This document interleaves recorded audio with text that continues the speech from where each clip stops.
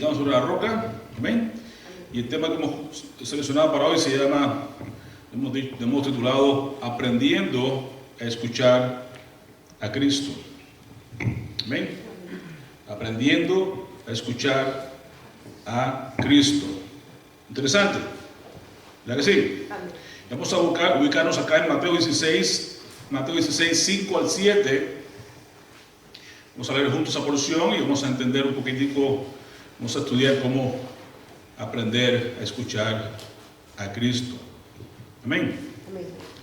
Entonces les invito ahí a ponerse de pie. Vamos a leer juntos esta porción en Mateo 16, versículos 5 al 7, todos juntos. Llegando sus discípulos al otro lado, se habían olvidado de traer pan. Y Jesús les dijo: mirad, guardaos de la levadura de los fariseos y de los saduceos. Ellos pensaban dentro de sí, diciendo: esto dice porque no trajimos pan. Amén. A ver qué interesante es esta. Vamos a orar. Padre, en el nombre de Jesús, te damos gracias de antemano porque tu palabra no regresará vacía. Rogamos que nuestros corazones estén dispuestos y estén disponibles para escuchar tu voz. Santo Espíritu la aplica en nuestros corazones y nos dé de nuevo para proclamarla de tal manera que tu nombre sea exaltado, nosotros seamos edificados, seamos transformados, salgamos de lugares diferentes a cómo llegamos. Ayúdanos a entender, para comenzamos este año nuevo, a aprender, a conocerte más y a entenderte mejor en tu palabra, para que seamos más edificados cada día sobre la roca que es Cristo Jesús. Recibe la gloria, recibe la honra en el nombre, que sobre todo nombre, en nombre de Jesús. Amén. Así que, puedes sentarse, querido hermano. La levadura de los fariseos. Mi hermano recuerda acá. Llegando sus discípulos al otro lado de la ribera, ¿verdad?, se habían olvidado de traer el pan. Y Jesús les dijo: mirad, guardaos de la levadura de los fariseos y de los saduceos. Y ellos pensaban dentro de sí, diciendo: esto dice porque no trajimos pan. Mira, hermano, en la comunicación hay varias cosas que tener en cuenta.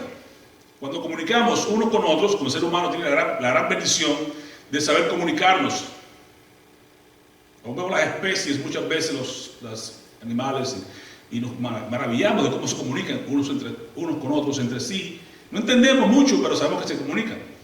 ¿Ya ha visto usted alguna vez, se ha puesto a observar las hormigas cuando encuentran un poquito de dulce o algo, vienen caminando y se encuentran con otras, se tocan las antenitas, se tocan, se miran y se van y forman una hilera, una cadena de hormigas que van rumbo a ese lugar y todas salen alimentadas?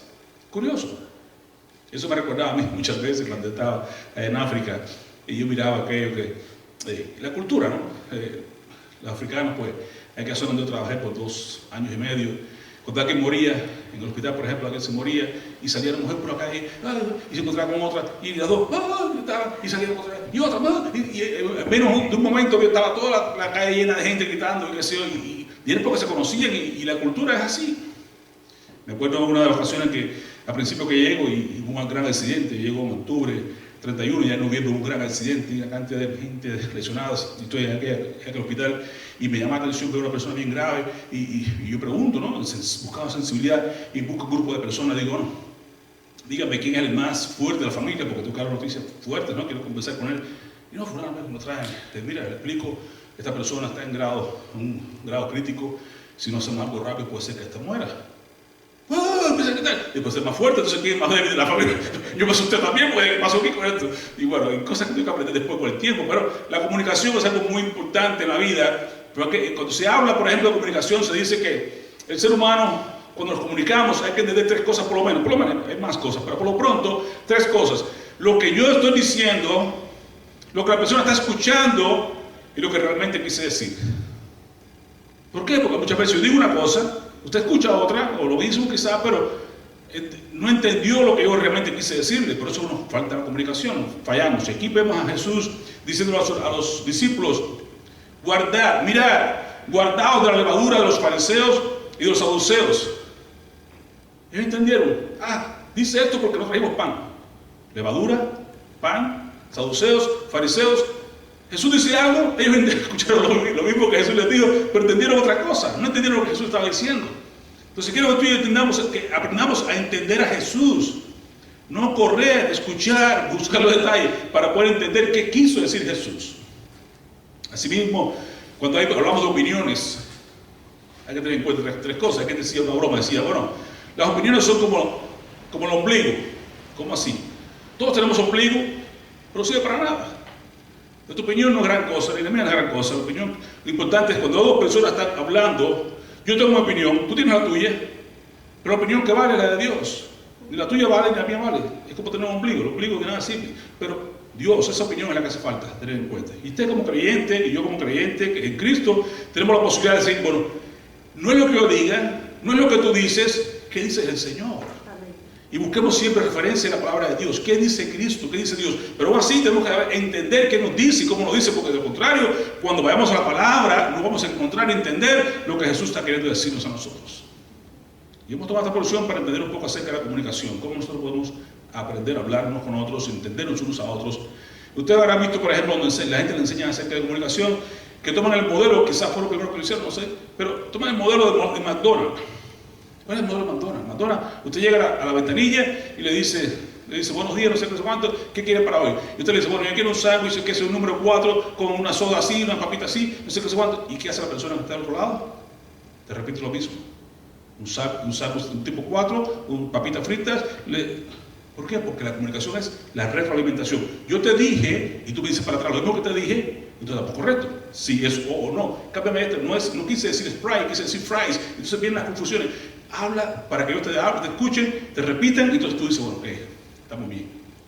Pero si yo te digo algo y tú no me repites para atrás, o tú crees que yo dije otra cosa y no fue lo que yo quise decir, vienen los malentendidos y viene el problema de la comunicación. Con Jesús, vamos acá a ver a Jesús en los puros ejemplos. Hay que entender siempre, como hablamos, cuando estudie la palabra de Dios, estudie la palabra en su contexto. Es importante porque las personas, ahí surgen las malas comunicaciones, ahí surgen las malas doctrinas, ahí surgen las herejías bíblicas. Cuando las personas toman un texto fuera del contexto y lo usan como pretexto para usar o plasmar su doctrina. Por ejemplo, los mormones pues tienen que gran doctrina que no tiene nadie más, que es bautizarse por los muertos. Bueno, está en el texto, el bautismo de los muertos, pero no quiere decir que usted tiene que bautizarse por su tío, por su abuelo, o por no sé quién, por si acaso no era creyente, para que yo me bautice en el nombre de ese muerto, para que sea bautizado y sea salvo. Es totalmente erróneo. Pero ese es el texto fuera del contexto, lo que ha llevado un pretexto a la gente a hacer doctrinas y cosas que no debe ser. O bautice solamente en el nombre de Jesús, y por ahí está la gran doctrina, por ahí anda, solo Jesús, solo Jesús, solo Jesús. No, hermano, en el nombre del Padre, del Hijo y del Espíritu Santo. Que Jesús está incluido en eso, perfecto, pero no solamente Jesús, donde deja el Padre, donde deja el Espíritu Santo. Sí, vean cómo las cosas fuera del contexto se convierten en un pretexto y da origen a muchas doctrinas falsas que tú debes tener en cuenta para evitar unos problemas. ¿Cómo entender a Jesús? Buscando siempre el contexto. Usted lee una frase, vaya a lo que está adelante, vaya a lo que está después, incluso en otros libros, porque la Biblia es el mejor comentario de la Biblia. Sabemos que hay muchos buenos comentarios, Matthew y de mucha gente muy buenos, y muchísimos comentarios extraordinarios, pero el mejor comentario de la Biblia es la misma Biblia. No busque otro. Por eso el único libro que usted necesita es la Biblia. Si tienes más, gloria a Dios. Lea, aprenda, conozca.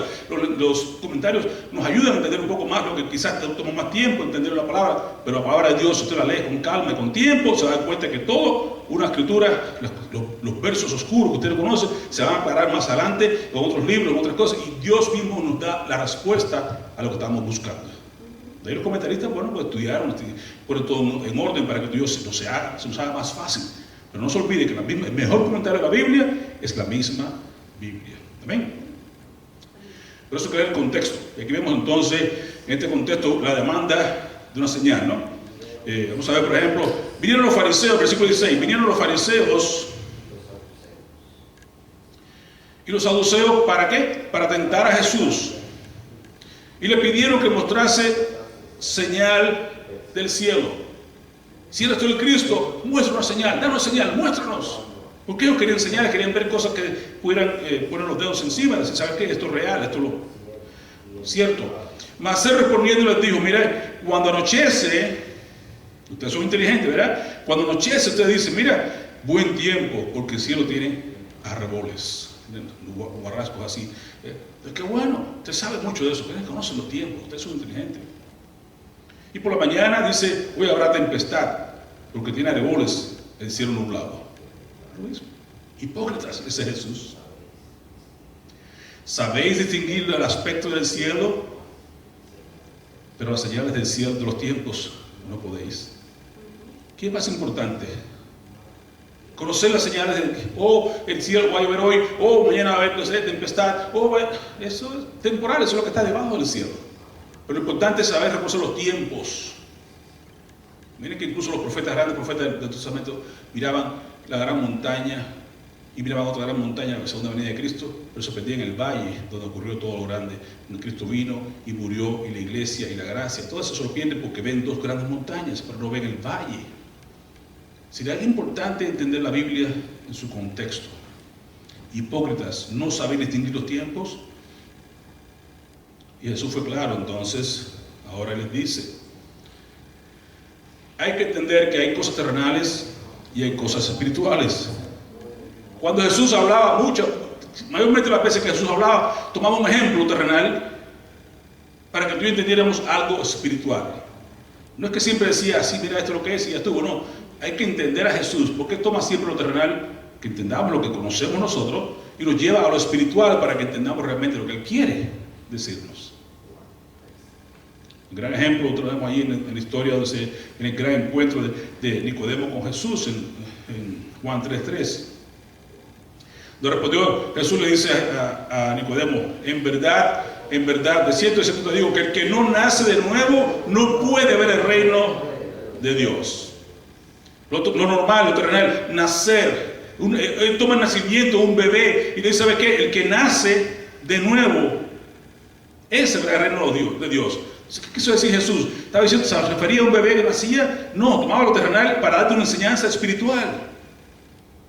Entonces Nicodemo se queda en lo terrenal como tú y yo nos quedamos. No trajimos levadura, no trajimos pan, los arreboles del cielo ahí nublados, nos quedamos con lo terrenal y perdemos de vista lo espiritual. Es importante para entender a Jesús a ir un poquitico más allá, tener esa perspicacia. ¿Qué me quiso decir Jesús? Sí, me enseñó el pájaro de la parábola del sembrador. Sí, pero el pájaro tiene un sentido espiritual. Son los demonios que vienen y te arrastran la semilla, que te quitan para que tú no creas. Cuando Jesús hablaba con profundidad. Por eso Jesús decía, habla como aquel que tiene autoridad, como aquel que sabe lo que está diciendo. Y va más allá de lo que tú y yo. Es decir, nos vuelve el cerebro, nos va más allá. Es importante entender a Jesús. Nicodemo entonces lo terrenal dice, mira, ¿cómo puede un hombre nacer de nuevo siendo ya viejo?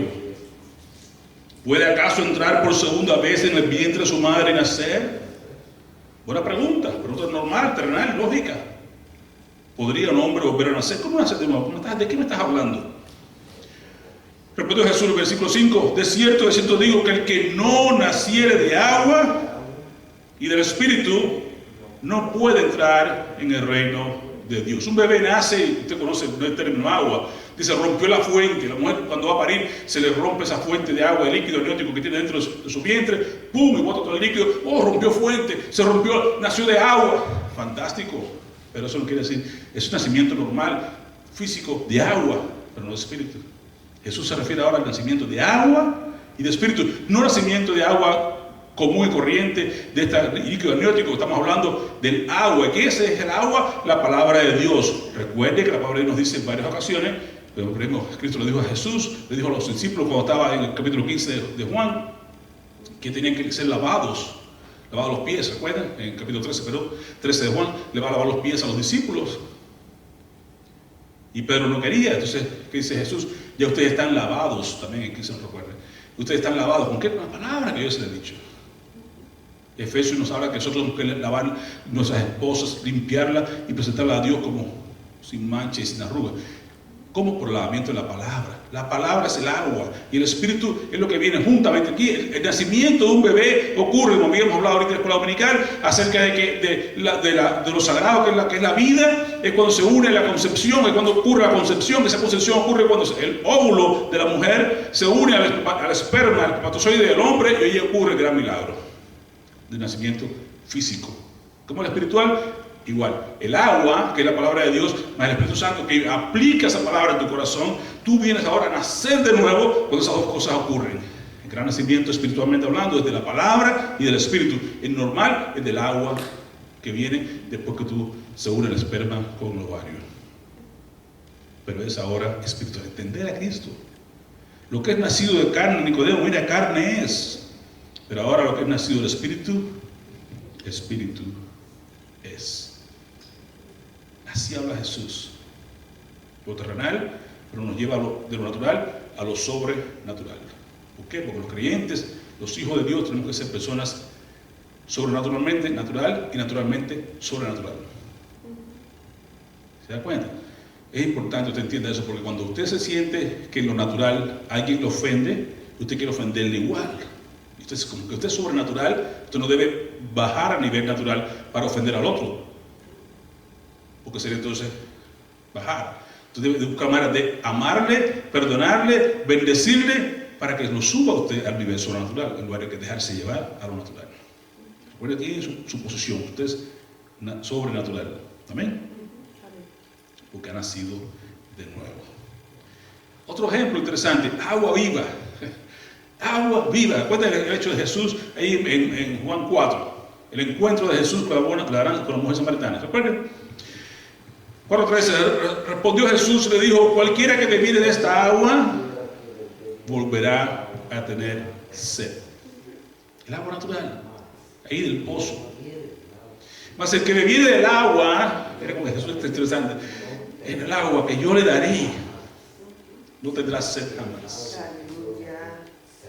Sino que el agua que yo le daré será en él una fuente de agua que salte para vida eterna.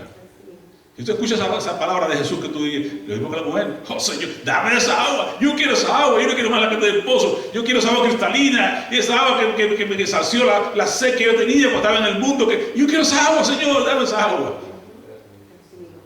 Dame esa agua.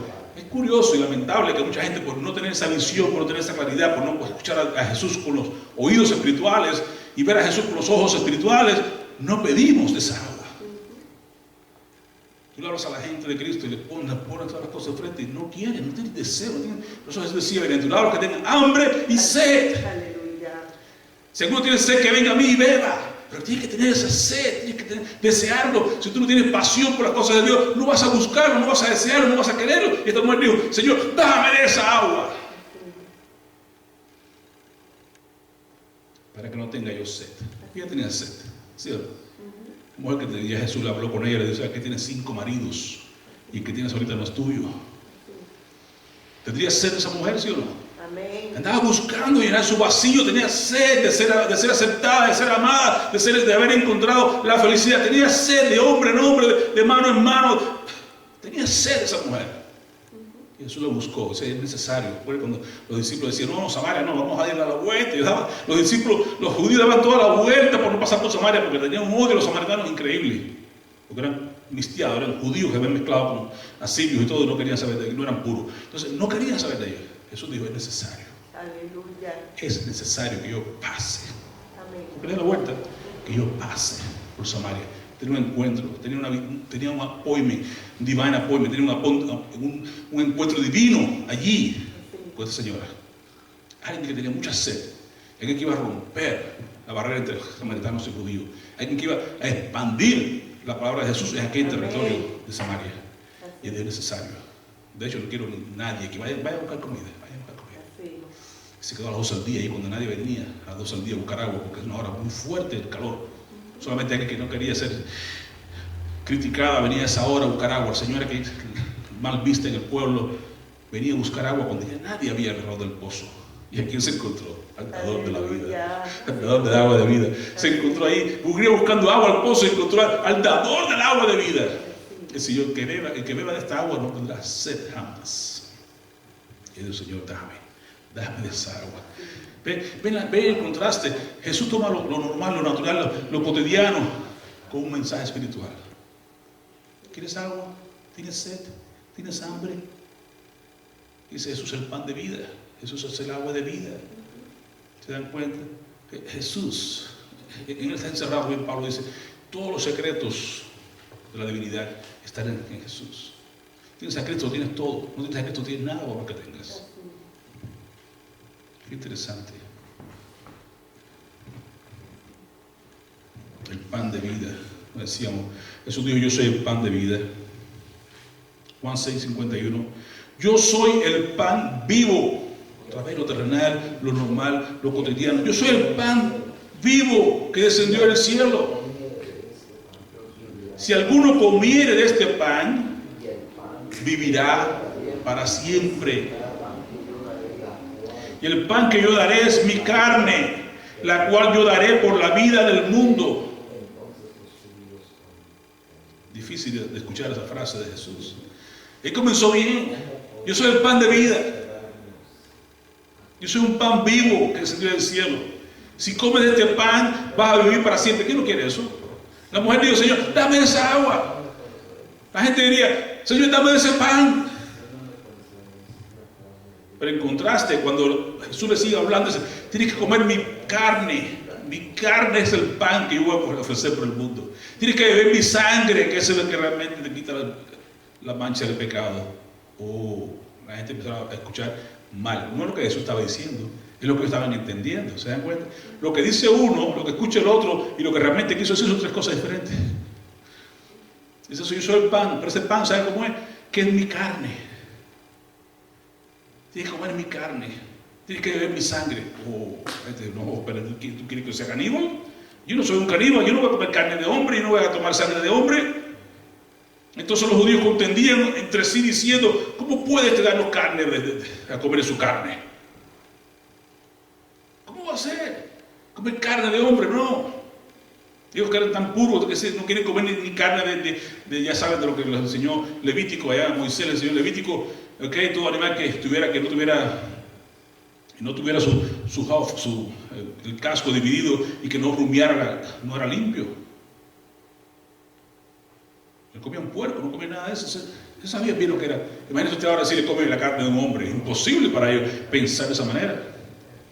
No. Eso es 52. Y luego usted sabe más adelante en el mismo capítulo 6 de Juan, que dice que cuando se dieron cuenta de esto, muchos de ellos se apartaron y se fueron. No, palabras muy duras. De ese momento la gente no quiso seguir a Jesús, muchos no quiso seguir a Jesús. Y eso le dice a Pedro, ven acá, ¿también ustedes que me quieren irse? No, Señor, ¿a dónde iremos? Nosotros tenemos palabra de vida eterna. No acabas de decir que tú, el que come este pan vivirá para siempre. Yo quiero ese pan. Hay que ser como la mujer samaritana, hay que ser como Pedro, los discípulos. Yo quiero ese pan, yo quiero esa agua, yo no quiero que sea lo que sea, pero yo quiero lo que tú me estás ofreciendo. Pero tristemente mucha gente les ofrece estas cosas, no quieren lo que Dios les ofrece. Ya sea que lo entiendan o no quieren. Entonces orar, Señor, abre los ojos a esta gente. Señor, abre los oídos a esta gente. Señor, cambia su corazón. Señor, dale un nuevo corazón. Les puedan entender las cosas espirituales. Porque esto es espiritual, hermano. Jesús no vino para nada esto. La gente quiere lo material, como gritaban con el tiempo de Jesús, cuando entró, Hosana, Hosana. Quería que salve ahora, Señor, quítame este yugo, ahora, quítame esta enfermedad, ahora, quítame este problema, ahora. Eso no es eso, de vida y vida eterna. Vida abundante, vida a darte una vida totalmente diferente. Aún en medio de tus problemas, tú puedes ver la gloria de Dios. Pero la gente muchas veces quiere salve ahora, Hosana, ahora. Pero hay que ver las cosas más allá. Por eso hay que entender a Jesús. Volviendo a lo que decían los fariseos acá, danos señal. ¿Se acuerdan? ¿Qué señal nos muestras? Jesús dice, mira, generación mala y adúltera, demanda señal.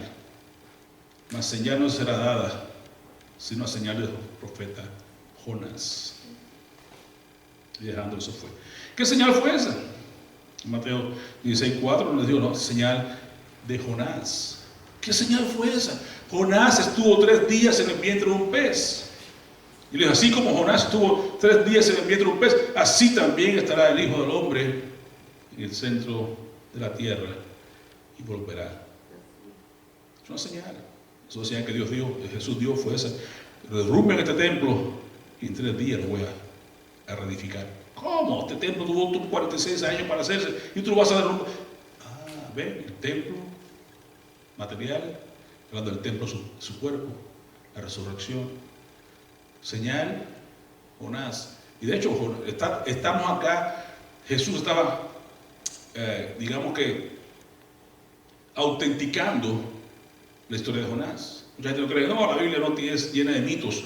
Como un pez se tragó a un hombre por 3 días, Jesús dijo, así como Jonás. Si lo mismo que ocurrió, lo estaba autenticando, estaba dándole valor a lo que estaba escrito. Si Jesús lo dijo, hermano, tiene que tener valor. Amén. Amén.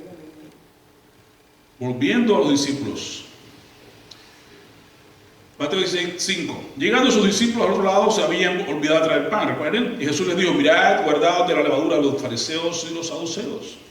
Ellos pensaban diciendo, esto dice porque no trajimos pan. Y entonces Jesús les dijo, ¿por qué pensáis entre vosotros, hombres de poca fe, que no tenéis pan?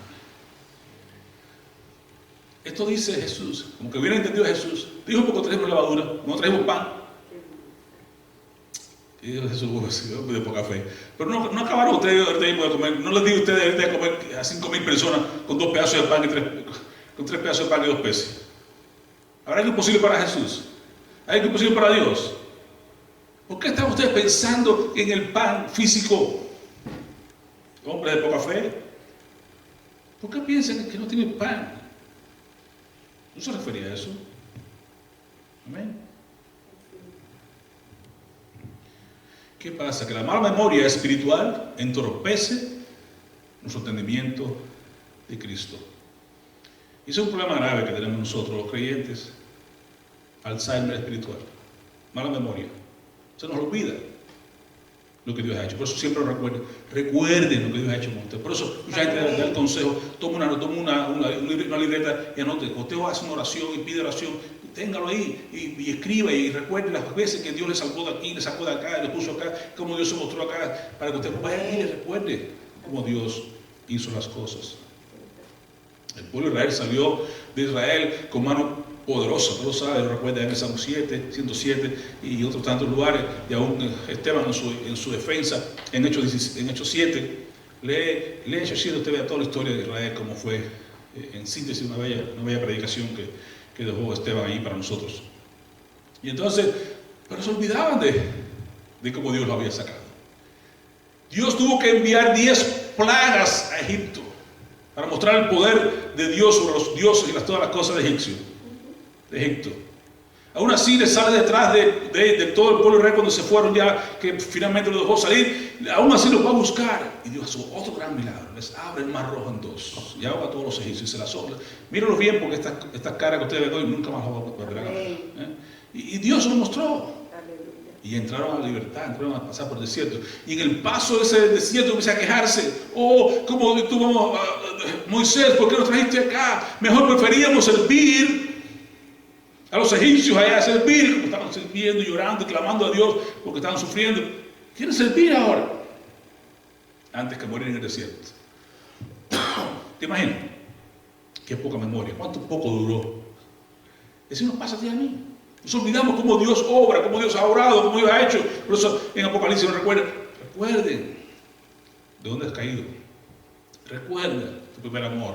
Recuerda, porque no recordar, el olvidar las cosas de Dios, la manifestación de Dios en tiempos pasados, nos entorpece la visión de lo que Dios está haciendo y no podemos entender a Dios correctamente. Mateo 19 nos dice Jesús, hombre de poca fe, ¿por qué están pensando en panes? ¿No entendéis aún? ¿Os acordáis de los 5 panes entre 5,000 hombres?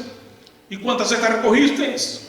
Entonces quedaron 12 cestas después de que repartieron a 5,000 hombres, sin contar mujeres y niños. Tan pronto se lo olvidó. Hombre de poca fe.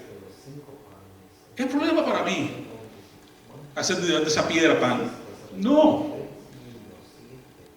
Y se olvidan otra vez de otra ocasión, 7 panes entre 4,000 personas. ¿Y cuántas canastas recogiste? Sobró, hubo para que sobrar, como dice Malaquías, abro la ventana de los cielos y voy a derramar bendición hasta que sobreabunde. porque Dios ha sido un Dios de abundancia. 3:20 de Efesios, aquel que por eso para hacer todas las cosas mucho más abundantemente de lo que pedís o entender que solo puede que actúe en nosotros, Él da abundantemente. Y aquel que tiene falta de sabiduría, Santiago 1:5, venga a Dios y pida sabiduría y cuenta a todos abundantemente y sin reproche. Eso es un Dios de abundancia.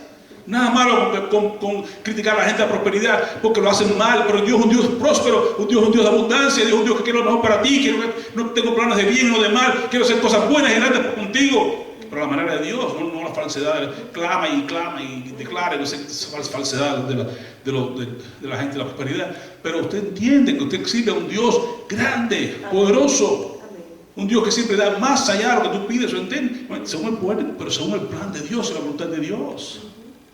Pero nuestro Dios es un Dios abundante, nuestro Dios no es un Dios que retiene su bendición sobre sus hijos. Dice, ¿no se acuerdan?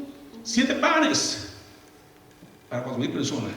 ¿En cuántos pedacitos tocaría? Y aún así sobró.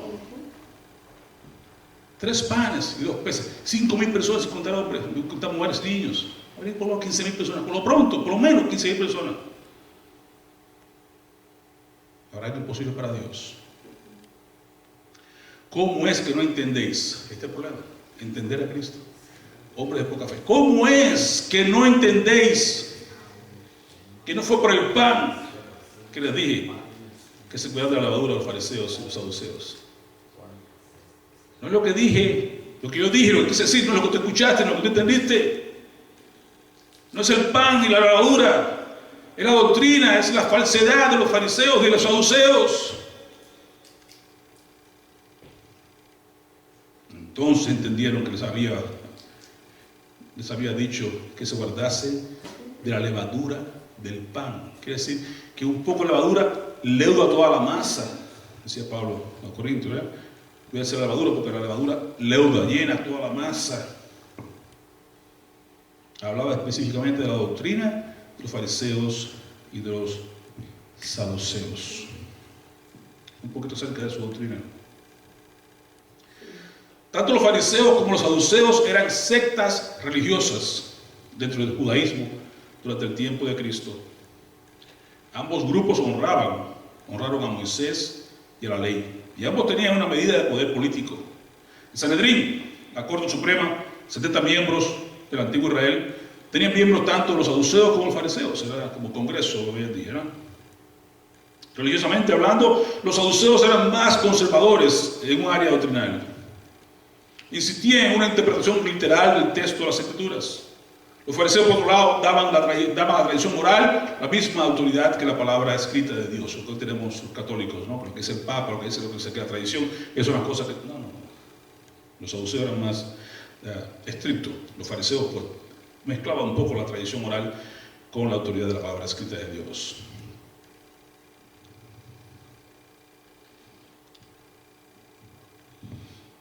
Los saduceos rechazaron la creencia de la resurrección de los muertos. A ver eso en Mateo 22, 23, en Marcos 12, 18, 27, en Hechos 23, 8. Los saduceos, una cosa grande tenían ellos en contra de, aparte que eran bien estrictos, sin embargo no creían en la resurrección. Los fariseos por su parte sí creían en la resurrección. Los saduceos negaron la vida después de la muerte, pero no creían en la resurrección, sosteniendo que el alma perecía al morir, pero los fariseos creían en una vida después de la muerte, y una recompensa y un castigo apropiado para todos los individuos. Los saduceos rechazaron la idea de un mundo espiritual invisible, pero los fariseos enseñaron la existencia de ángeles y demonios en un reino espiritual. Conocer estas cosas es importante porque miren el apóstol Pablo. El apóstol Pablo era fariseo de fariseos, ¿se dan cuenta? Y él entendía y conocía, era bien entrenado en la ley y tomó ventaja de estas cosas, de saber estas cosas, ¿eh? El apóstol Pablo sagazmente usó la diferencia teológica entre los fariseos y los saduceos para escapar de sus garras. Él estuvo en juicio con ellos, ¿verdad? Y Pablo había sido arrestado en Jerusalén y estaba haciendo su defensa ante el Sanedrín, el congreso de ellos, ¿no? Sabiendo Pablo esto, que algunos eran miembros de la corte de los saduceos y de los fariseos, Pablo dijo, ya después convertido, ¿no? Varones hermanos, yo soy fariseo. hijo de fariseo, acerca de la esperanza y de la resurrección de los muertos que se me juzga hoy, en Hechos 23:6. La mención de Pablo de la resurrección, hermano, precipitó ahí una discusión entre saduceos y fariseos. Se formó el desbarajuste ahí en el Sanedrín. Y dividió la asamblea. Y causando un gran vocerío, versículo 9, de tal manera que el capitán romano tuvo que usar el procedimiento, mandó a que bajasen soldados y arrebatasen a Pablo de en medio de ellos, el versículo 10. ¿Se dan cuenta? Es importante entender lo que Pablo hizo acá. Pablo trajo esta confusión entre ellos para poder salirse del medio de ellos. ¿Okay? Pero la excepción es esta.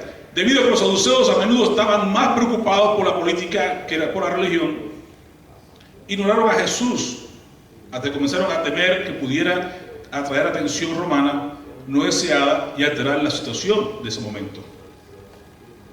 Fue en ese momento cuando los saduceos y fariseos dejaron de un lado las diferencias, se unieron y conspiraron para matar a Cristo. Pablo los dividió, pero Dios los unió porque Dios tenía un plan, y el plan era que su hijo fuera a la cruz. En Juan 11, 48, 50, en Marcos 14, 53 y el 15:1. Los saduceos eran como grupo, dejaron de existir después con el tiempo, después de la destrucción de Jerusalén, pero el legado de los fariseos perduró por más tiempo. Así que, hermano, la idea es que Jesús dijo en Juan 5:39, escudriñad las Escrituras, porque a vosotros os parece que en ellas tenéis la vida eterna. Y ellas son las que dan testimonio de mí. Las Escrituras, la palabra de Dios, ahí está, escondido en esas páginas, ahí está revelado cuando tú la buscas, escudriñas la vida de Jesucristo. Jesús fue claro con decir, el que tiene oídos para oír, que oiga. Yo le añado a eso, el que tenga ojos para ver, que vea. Porque las cosas terrenales que Jesús nos fue hablando, hay que verlas y hay que oírlas, pero hay que entenderlas no con el cerebro, sino con el corazón. Porque ahí es lo que está la evidencia de lo espiritual. Ahí es que Dios obra en nuestras vidas y nos hace nacer de nuevo, nos da un corazón nuevo, un entendimiento nuevo para poder entender, escuchar y ver las cosas que Jesús está haciendo alrededor de tu vida, en tu vida y a través de ti y a pesar de ti, porque no somos perfectos, pero Dios hace la obra en nosotros, a través de nosotros y a pesar de nosotros, para gloria de Él, para beneficio de nosotros y de aquellos que están alrededor nuestro, que quiere tocar y alcanzar a través de él. Por eso es importante que usted pase tiempo en la Escritura, que la revise, que la escudriñe, que entienda y que vea y tire lo espiritual. Y la cosa que Jesús nos hablaba terrenalmente no solamente se quedaba ahí, sino que iba a un lugar más allá, y lo que Él quiere que tú y yo tengamos esa hambre y esa sed por las cosas de Dios. Hambre por el pan de vida, sed por esa agua de vida, para que salte a nosotros esa fuente de vida eterna, esa fuente de agua de vida eterna, que alcance a los que están alrededor nuestro, que alcance a los que están en nuestro trabajo, que alcance a los que están en nuestros hogares, que alcance a nuestros vecinos, que sea capaz de llevar a cabo esa obra del Señor, de expandir su reino a través del mundo. Amén. Que tenga oídos para oír, que oiga lo que el Espíritu dice a su iglesia. Amén. Oremos. Padre, te agradecemos por tu palabra, te agradecemos por tus enseñanzas y porque nos das métodos, nos das ideas, nos enseñas cómo escudriñar las Escrituras, cómo buscar más allá. Dice tu palabra, Proverbios capítulo 2, que si escudriñamos la Escritura como a tesoro, así que no quedemos en la superficie, sino que vayamos a las profundidades, a los lugares de encontrar acomodar lo espiritual a lo espiritual. No quedarnos solamente en lo terrenal, que nos explique, que nos se habla, sino que entendamos que Jesús tiene algo más que darnos, algo más que enseñarnos, a llevarnos a un nivel más alto de entendimiento para que podamos ser transformados de gloria en gloria, podamos ir de victoria en victoria y alcanzando a toda aquella persona que está en necesidad de ser alcanzado por el Evangelio glorioso de Cristo Jesús. Te bendecimos, te alabamos, te damos la gloria y la honra en el nombre que sobre todo nombre, en el nombre de Jesús.